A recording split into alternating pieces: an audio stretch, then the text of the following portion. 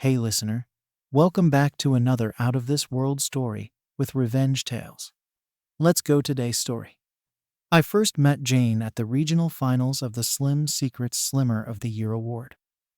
No, we weren't nominated. We were doing the supportive partner bit for my wife, Gail, and Jane's husband, Andy. We bonded over our boredom, really. Our spouses both went to the same slimming club and had both done exceptionally well. They both look good, don't they? Said Jane after introducing herself. Yes, they've both done well. Are you proud of him? Well, he's worked hard. He deserves this recognition. But if I'm honest, I thought he was fine as he was before. I loved him when he was a skinny, gangly teen. I loved him as a chubby fiancé and a fat husband. I've always thought he was lovely. This was for him, not for me. What about you? Well, I fell in love with her when she was larger, and I always thought she was beautiful, but she never listened. I couldn't make her feel it. She needed this to feel good.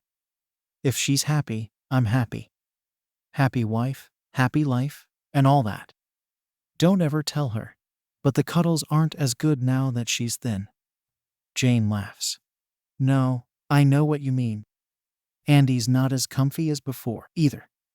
When our spouses came off the stage, I met Andy for the first time.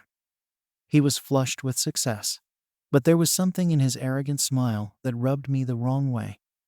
Something in the way he touched the small of Gail's back without thinking about it. Something about how he lingered too long when Gail hugged him goodbye. I tried not to think about it, but it rankled me. It was true that Gail had become more self-absorbed lately. We had words in the car on the way home. I'm not so keen on your friend Andy. He seemed a bit overly friendly with you. Well, he is my friend. He understands how hard this journey has been for me. He's been very supportive. And I haven't? No, you've been wonderful. You are wonderful. But how can you possibly understand what it's like? You can eat anything and never put on a pound. You've always looked good. Andy's just a friend who understands the struggle as he's going through it, too. You know, I would never do anything to hurt you. I'd been married long enough to know when I was being talked around. But when we got home, and she slipped out of that new tight dress, I soon forgot all about Andy, and I was confident she had, too. It had been a while, as she was distracted by the slimming competition, so I was determined to make the best of it.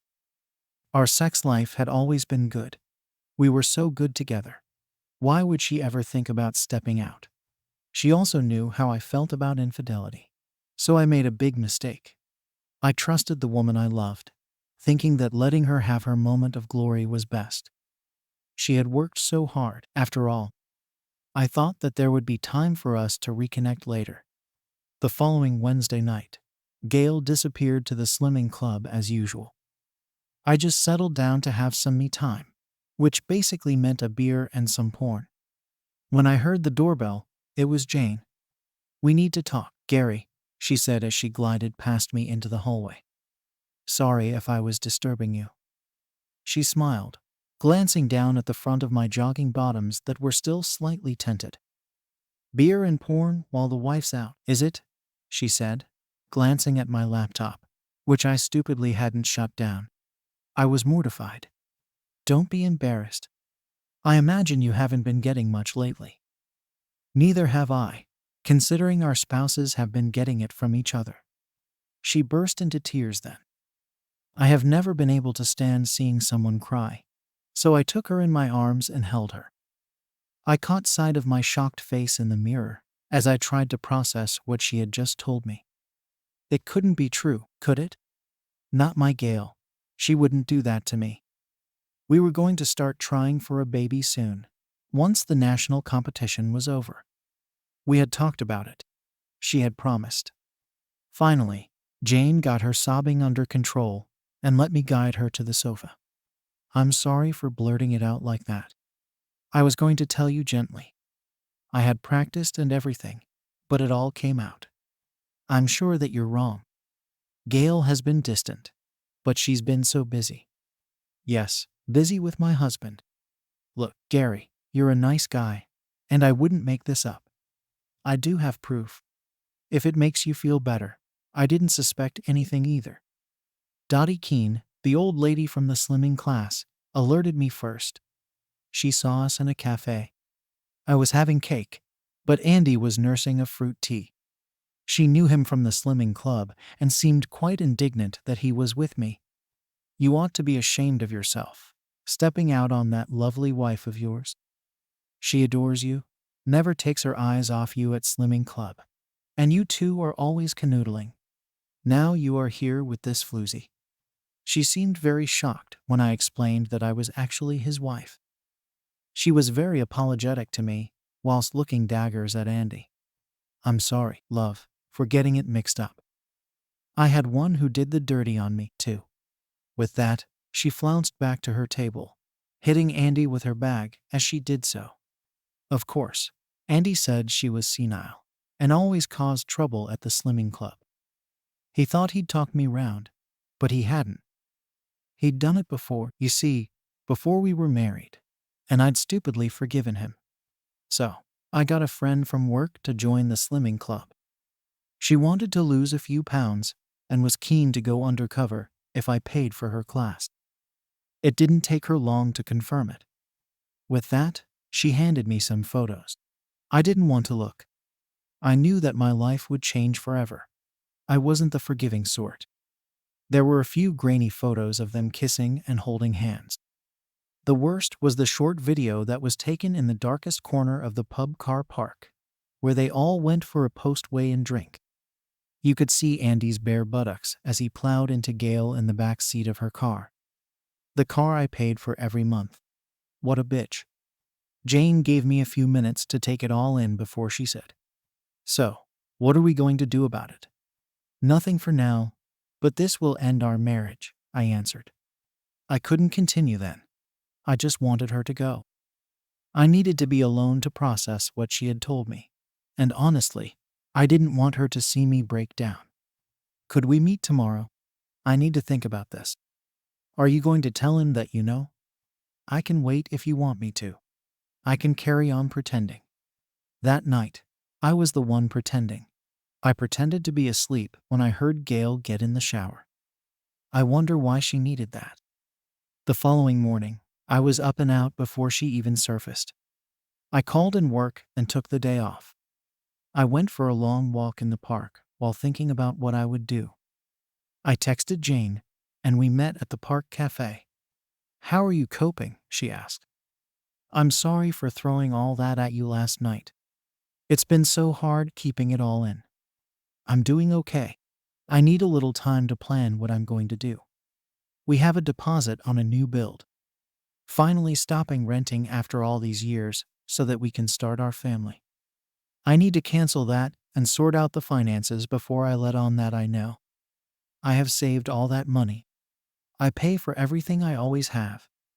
Her money is very definitely her money, and she spends anything she's got on herself. Why not just tell her? I think I want her to suffer a bit.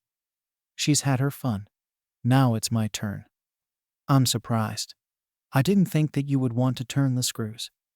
"I'm a Scorpio," I stated. "I'm the best friend you could ever have. I'm also the worst enemy you could have, too.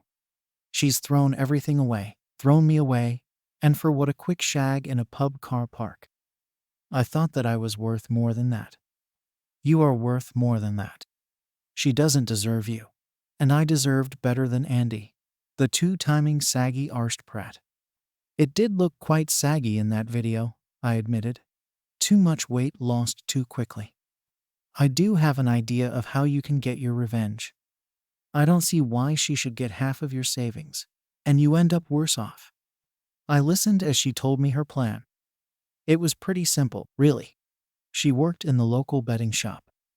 I would withdraw the maximum amount of money daily from my savings account, and then lose it all every day as the world's most unsuccessful gambler.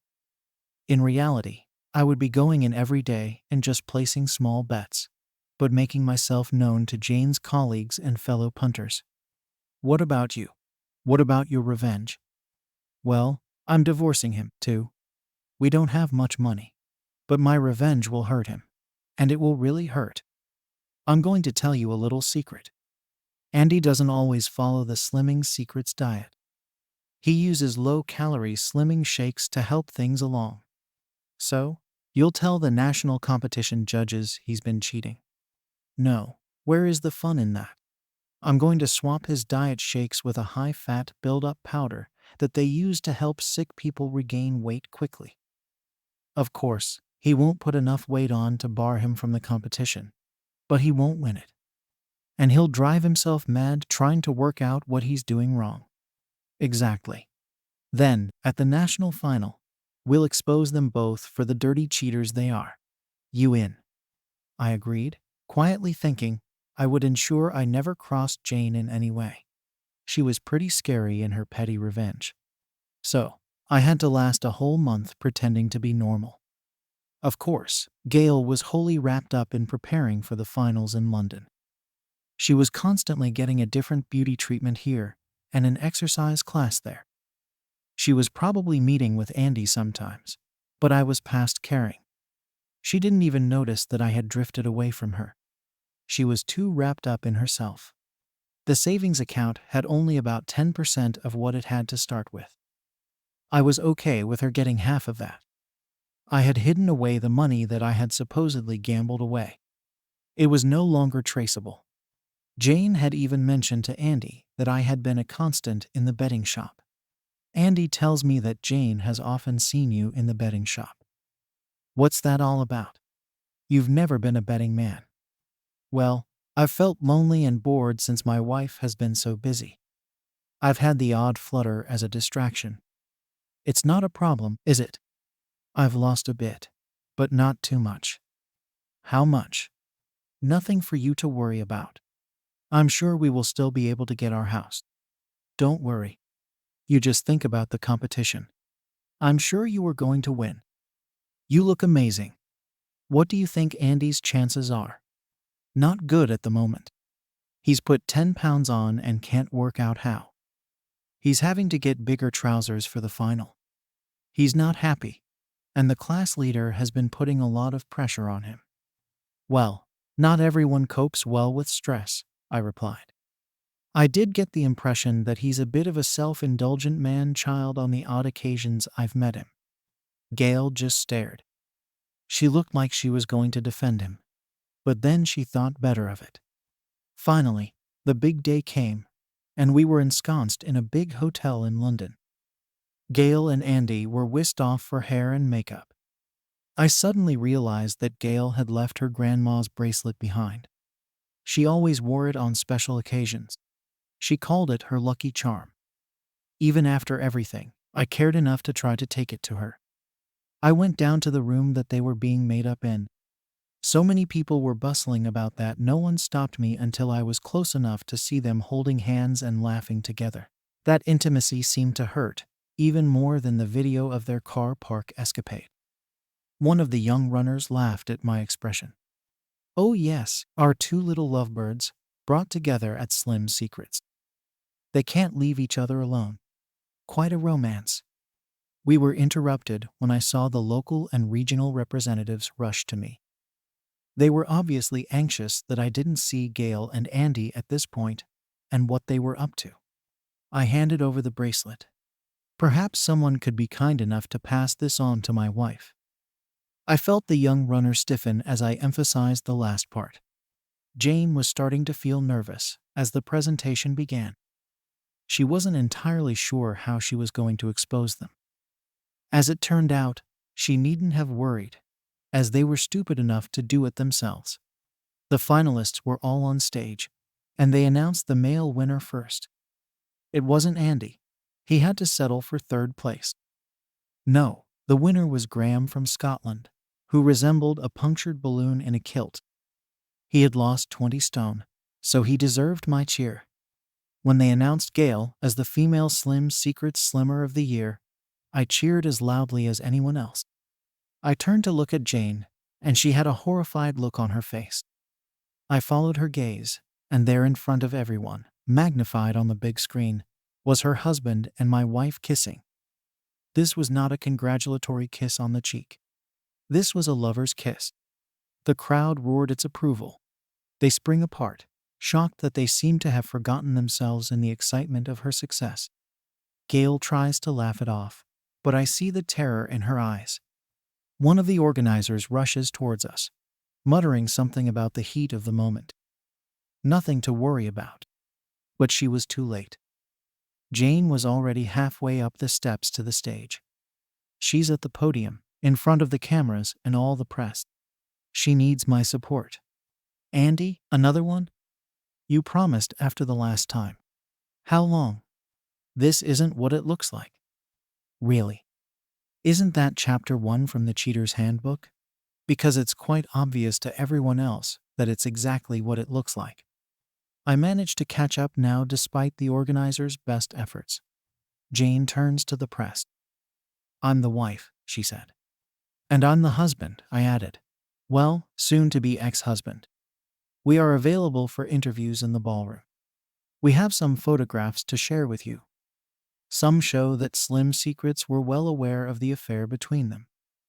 I am happy to detail how they have tried to hide this from us both. So, how about this for a headline? Slim Secrets ruined my marriage. Or Slim Secrets kept the cheater's secrets, added Jane as I took her hand to lead her down the steps. Gail had fled to the opposite side of the stage, wailing that her big moment was ruined after all her hard work. I quite enjoyed telling my story to the press, knowing that Gail would be mortified. Jane particularly relished telling the media that Andy was cheating in more ways than one, and that some of his success was down to diet shakes. I heard one of the Slim Secrets publicists groaning at this point. Later, back in the room, as I packed my case, Gail appeared out of the bathroom. Her professionally applied makeup was now gone, and for once, she resembled the wife I once knew, the one I once loved. Did you have to humiliate me quite so publicly? I could say the same to you. Imagine how humiliating it was to see my wife playing kissy face in front of the national press. That wasn't my fault. Andy took me by surprise. Not for the first time, I imagine. Stop being like this, Gary. Andy means nothing to me. He was just a friend who supported me on my journey. By shagging you in a pub car park? If that was the type of support you needed, you had a husband for that. Look, I admit I got carried away. Having someone else find me attractive after all these years was exciting. I was always the fat girl, the one nobody wanted until you came along. You were beautiful then. If everyone else couldn't see it, that was their problem. I loved you and thought you were perfect then. Shouldn't that have counted for something? It did. I was never going to leave you. I love you. Andy was just a bit of fun. It would all have been over after the finals. Well, it doesn't matter now. You can carry on seeing him for all I care. No, I don't want an open marriage. I want things to be like before. What with me being a supportive and loving husband who trusted his wife, and you shagging that bastard? I don't think so. I wasn't thinking of an open marriage. I was thinking along the lines of no marriage. You can't mean that. We have plans. The house will be ready soon. Ready for our family. When the house is ready, it will be for someone else's family now. I've canceled it. No, you can't do that. I can, and I have. And just remember you did this. You threw us away. You shed our marriage along with the weight. I hope it was worth it. Look on the bright side. Think how good you look in your skinny jeans on all those dating apps. With that, I walked out of the hotel and into the sunshine. I took my friend Jane by the hand and walked to the taxi rank. Gail and Andy soon turned on each other. Gail had been telling the truth when she said it was a bit of fun, as even their friendship didn't survive. Gail was livid when she found out just how much money I had lost. Her solicitor tried to prove that I had cheated her in some way, but the judge was sympathetic and saw that in my depression over my failing marriage, I had fallen prey to an addiction. The fact that Jane backed me up and I could prove that I had sought help by joining a Gamblers Anonymous group helped. They were a good bunch who were grateful for me taking charge of the teas and coffees. That stood me in good favor. Gail was livid, but there was nothing she could do. She started stress eating again, and the last time I saw her, she had piled most of the weight back on again. I saw her when I was cutting the grass of my new house. Yes, that new house. I may have told a little white lie when I told her that I had canceled it. Thankfully, it wasn't completed until after the divorce was finalized. It was a family home and too big for one person, so I got a roommate, Jane. We're just friends for now, but I think we both know what will happen, particularly when her hand crept up the leg of my shorts last night while we were watching Netflix. All the best stories finish with a happy ending, don't they? Thanks for watching my video. Feedback and comments are always welcome. If this premise works well, I will have other stories that take place at the fertile hole.